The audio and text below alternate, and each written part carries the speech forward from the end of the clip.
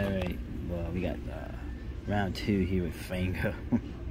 This is apparently number 16, so I can title this better. So what I did, I opened this up, and this is what I see. Oh, I think I'll pass on this.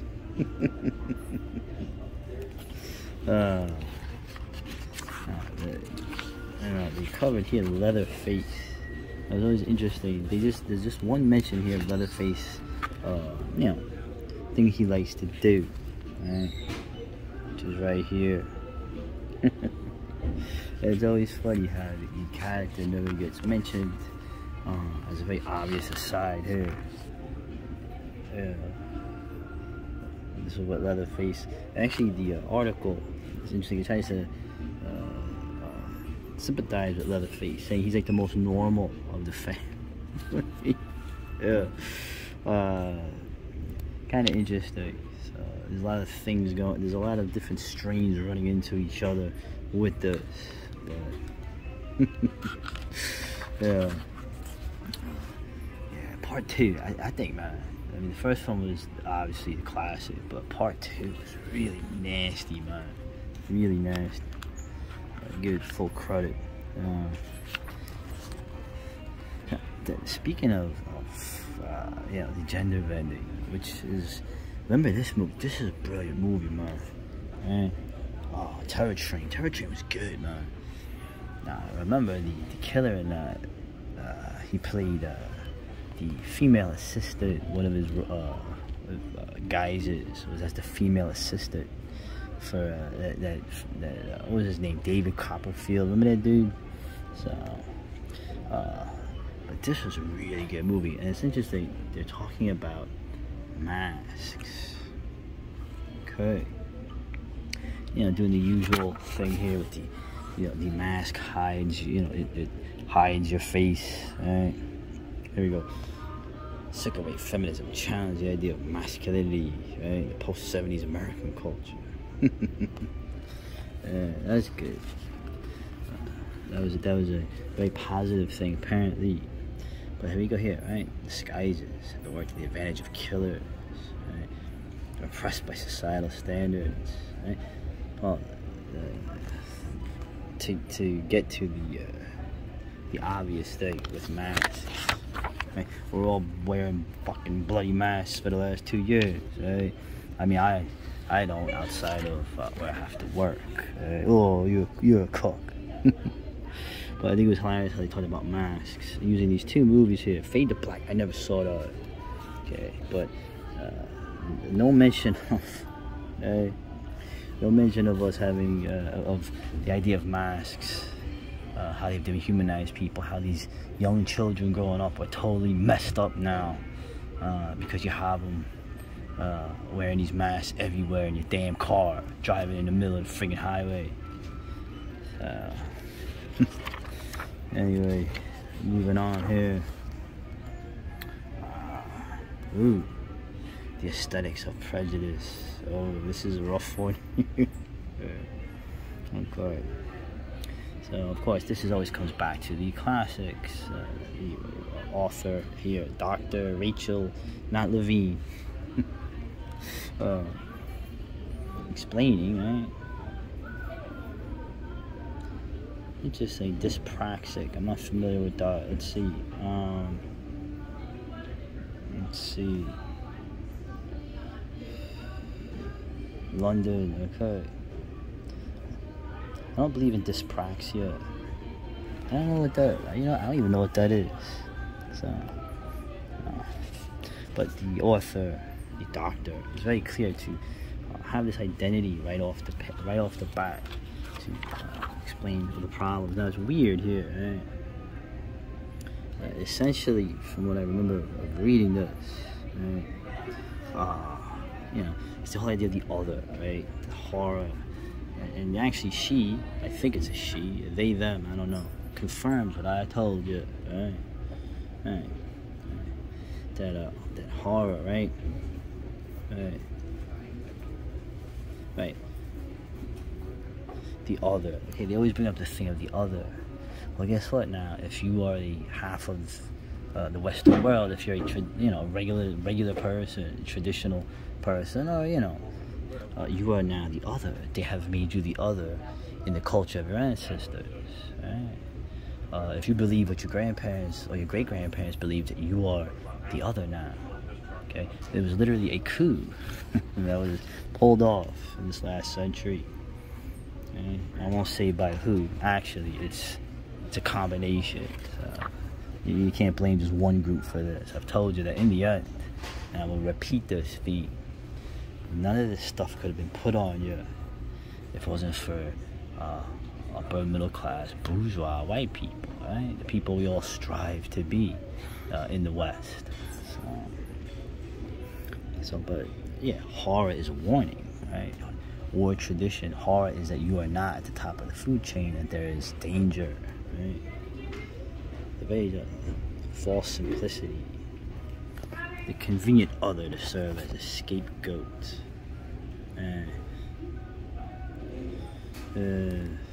Right. So it's just interesting. Yeah. And what's weird too is she brings up this thing, okay? She brings up M.R. James, J.K. Chesterton, T.S. Eliot. So I think I know where she's coming from in terms of her and his work. Right? But I'm trying to understand with this. Lady Frankenstein is actually a great film, man. That's actually a really good Euro horror movie. I remember seeing it on Channel 9. Pretty violent, actually. They showed it late at night.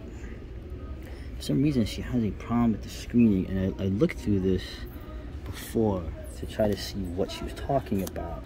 And I don't see anything here.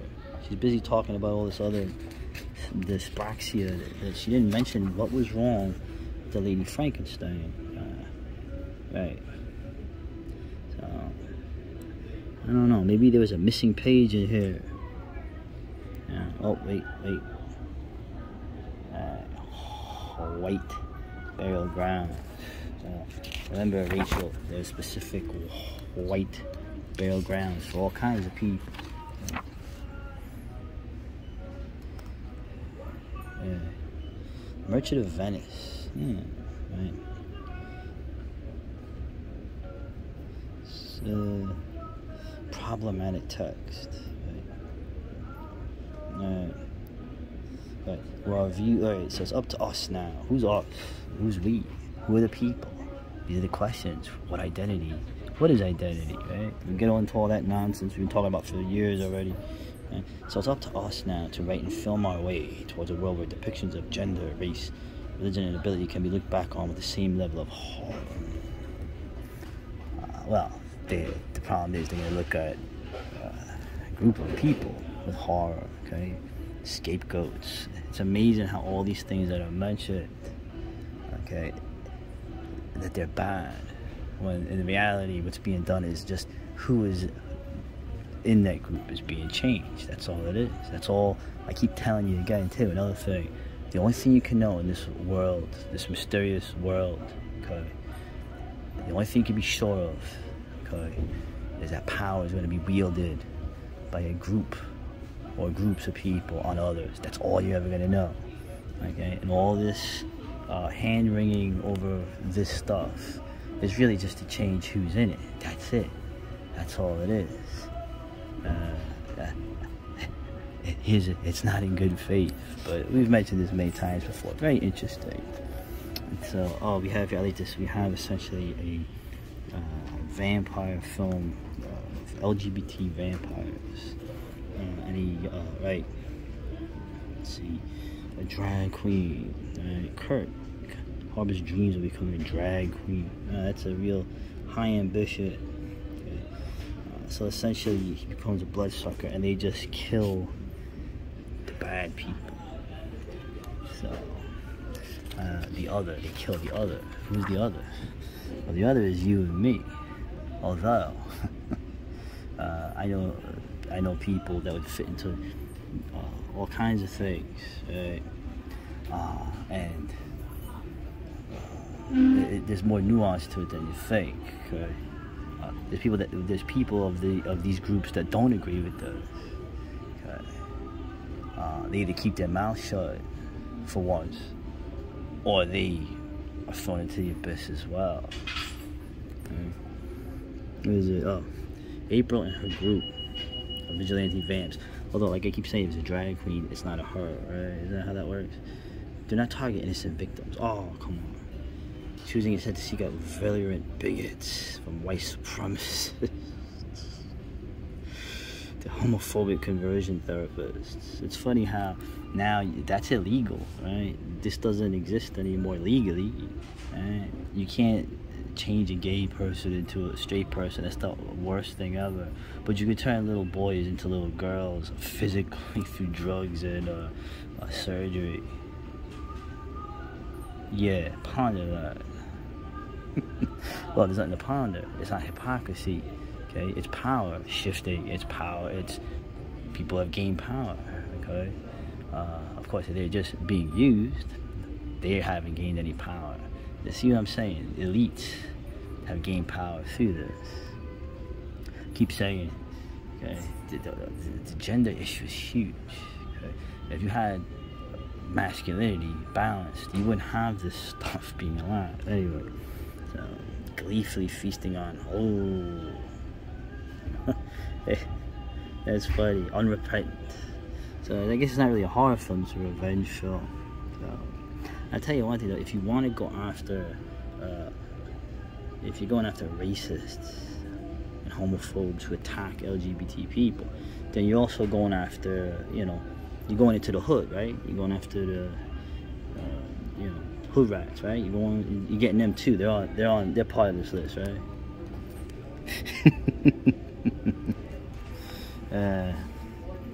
There you go. Oh, that's a good thing, because that's essentially this thing right here. It's out for blood. Well, like I keep saying, just wait.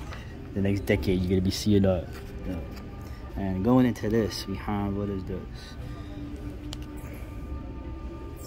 All right, okay. Oh boy, all right, we'll pass on this. And they also get a queer thing in this. Children play with dead things, because the guy was making a joke about he was getting married to the corpse. Remember this film? Classic, great film. He was making a joke, and that becomes a huge thing in here that is queer too. So whatever. Right, the necrophilic marriage subplot. It has to buy it or is left behind. It was a gag. They were making a joke, and then the joke turned out to be real because the dead rose. Come on already, guys. So anyway, not much left here to say. Don't remember that. So yeah, that's pretty much it. So that I can see. If I can think of anything else. Oh, okay.